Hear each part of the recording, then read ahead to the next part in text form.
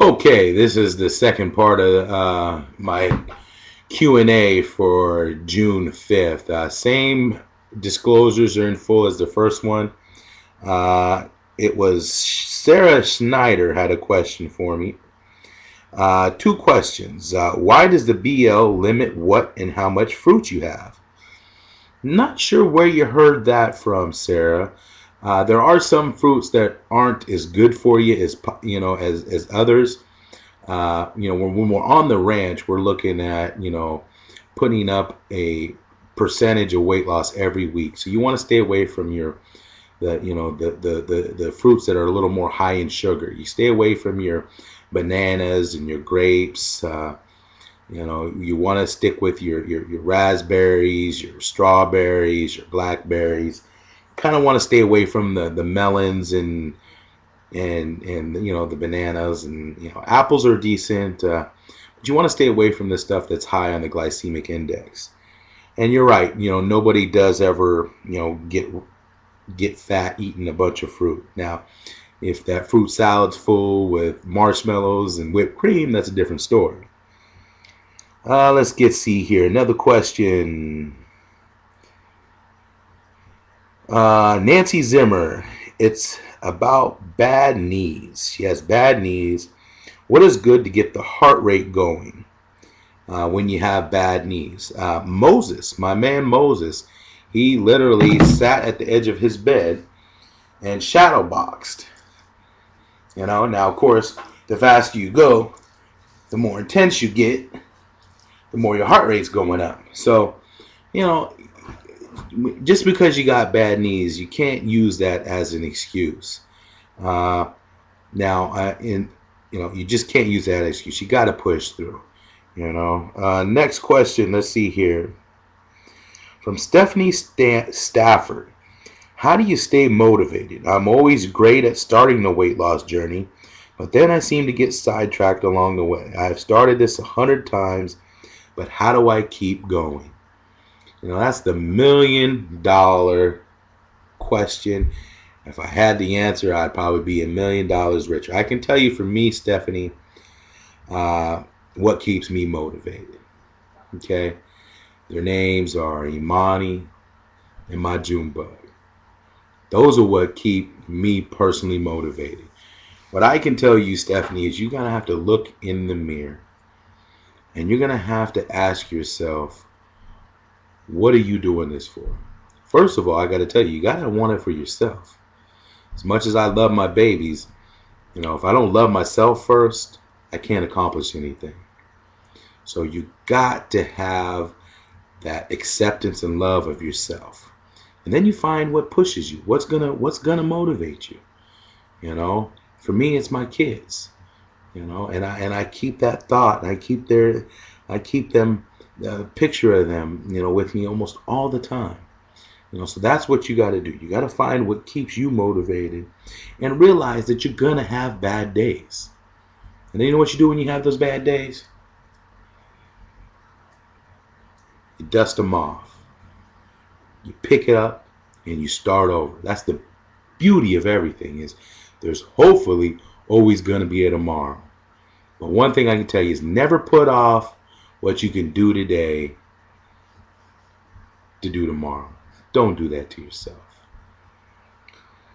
All right, let's see here. Another question is from Amanda Candow.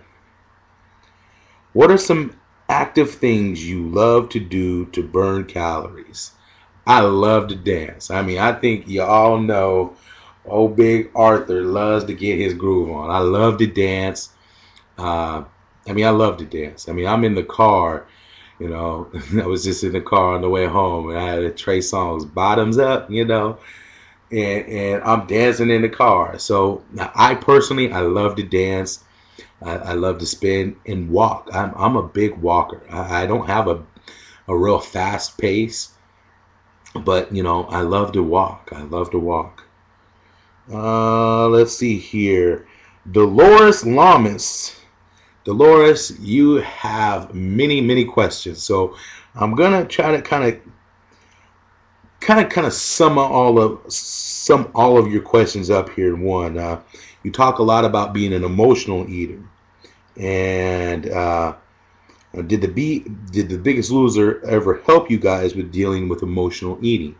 Now, on the show, we have access to doctors, nutritionists, psychiatrists. We have access to all of that. I didn't think that I was a binge eater or an emotional eater before I got on the show. And then you start dealing with some of the issues that led me personally to get up to 650 pounds. And I realized that I am completely an emotional eater. It's something that I know I'm going to struggle with the rest of my life. I didn't spend a lot of time with the psych doctors, the psychiatrists. To be honest, I personally, Arthur, I used my interviews on camera a lot for my what I would call my therapy. I use my interviews as therapy. I mean, that's why you guys seen me crying and laughing, and I was me. You know, I really use my interviews to make me a better person. It's something that you're gonna constantly always deal with. If you're an emotional eater, it's not something that you can cure. What you can do is you can recognize what I would call signs. I know that when I'm happy, sad, bored, I tend to eat. I tend to graze. I find myself going to the refrigerator and I'm not hungry. What I did was I started before The Biggest Loser. When I lost my weight on my own, I actually put a bell on my refrigerator. That little bell, every time that bell would go off, one, it would alert somebody else in the house that I was at the refrigerator. The other thing was it would give a little key, you know, a little trigger in my head. Okay, I'd have to analyze, okay, why am I at the refrigerator? And I'd be surprised, 9 out of 10 times it's because of emotional eating. So emotional eating is not something that you just get over. It's something that, one, you have to be aware of. I think when you're aware of it, it really helps. And don't be afraid, you know, understand that you're not doing this on, you know, you're not all alone in this process. All right, let's get a couple more questions. You can tell I love to talk. I'll be here all day. Let's see here. This one, good question from Lindsay Myers. From Team Warnum, walking with the Warnums. How you doing, Lindsay? Her question, great question too, Lindsay. How much water do you need to drink a day? Do you measure your food before and after you cook it? Let me get to the latter part. I measure my food before I cook it. I don't think you have to do both. It's probably one or the other. I prefer to do it before. Now, as far as how much water you drink, technically, you know, again, I'm not a nutritionist. I'm not a dietitian. I'm not a trainer. I think they say you're supposed to drink like half your body weight in water in ounces. I personally, I sweat an enormous amount when I work out. If you've ever worked out with me, you know my nickname is Slimer. I mean, I sweat an enormous amount. So I have to drink an enormous amount of water. I try to drink 2 gallons of water a day. I can tell you, I very rarely do I get to that point. 90% of Americans do not drink enough water. So I mean, that tells you right there how important your good water intake is. Another question from Dolores. I like this question. So, how have you been able to travel? Dollar signs with this so much. More dollar signs. Are you loaded or sponsored? Laugh out loud. Well, first of all, I am definitely not loaded. I'm broker than a BDD. And I probably shouldn't go into what a BDD is. But no, I'm actually not working right now. So I have been very fortunate to receive sponsorships on most of my travels. So if they bring me out there, basically how it works, I'm getting a lot of questions about that, you know, how it works. Usually it's some kind of company or individual who has teamed up with a group of businesses or however, and they purchase my ticket out there. And, it doesn't have to be first class, and that always helps. But it doesn't have to be first class. Purchasing my ticket, and they usually have set up some hotel or some place to lodge me, to set me up. And then I go out and I give a speech, a workout, a walk, a talk, whatever, they're requesting of me. So that's kind of how it works. The Biggest Loser hasn't sponsored me or been involved in anything. In fact, I have to be very careful on how I use the term Biggest Loser. They're very protective of that, and they should be. I mean, they pay a lot of money for that. So yes, all my travels have been sponsored. So if you want Arthur to come work out with you, if you want me to walk, contact me at TeamWornum.com.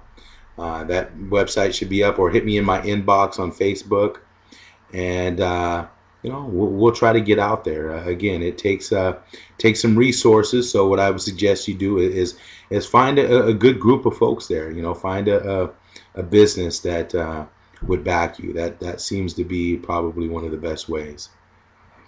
Okay, let's finish this up. A couple more questions. This one is from Dorinda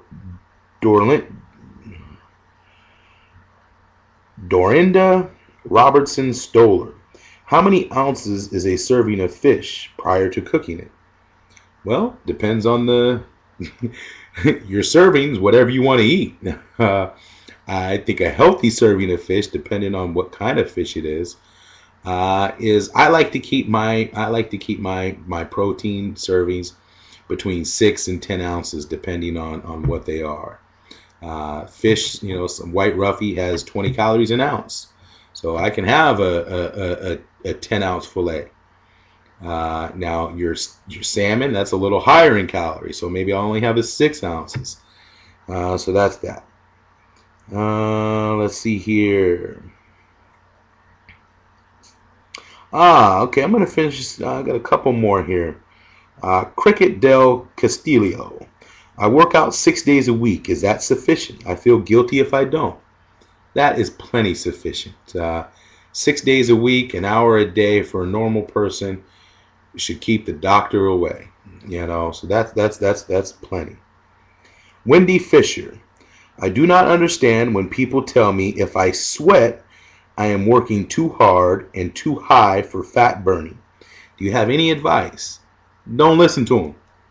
Now, I can tell you, just because you're sweating doesn't mean you're necessarily working hard enough. Now, again, I'm not a trainer, so you're not you probably want to get some professional advice, but you got to find that, what we call that fat burning mode, and that's where you got your heart rate at a certain level. Now, that's going to be dependent on your weight, your age, a few different factors there. So you want to get your heart rate up, and you want to maintain that for a certain period of time in that fat burning mode.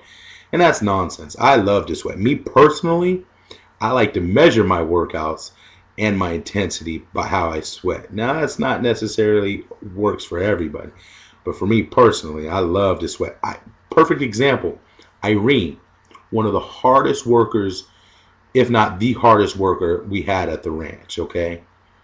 That girl would bust her tail, and she would barely break a sweat.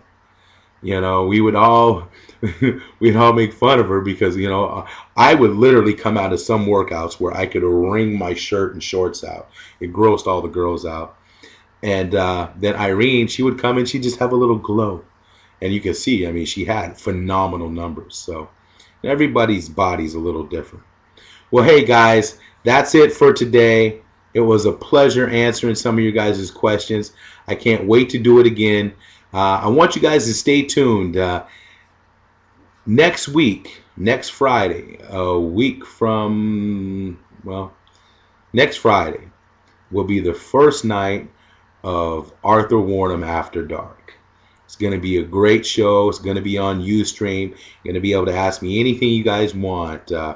Fitness, health, relationships, whatever you guys want to talk about, we're going to talk about in a live stream on Ustream. So I look forward to seeing you guys next Friday. It's going to start at 10 p.m. Eastern Standard Time. Might move that tentative 10, might be 11 p.m. Eastern Standard Time. But I look forward to talking to you guys and having some surprise guests. Talk to you guys later. Have a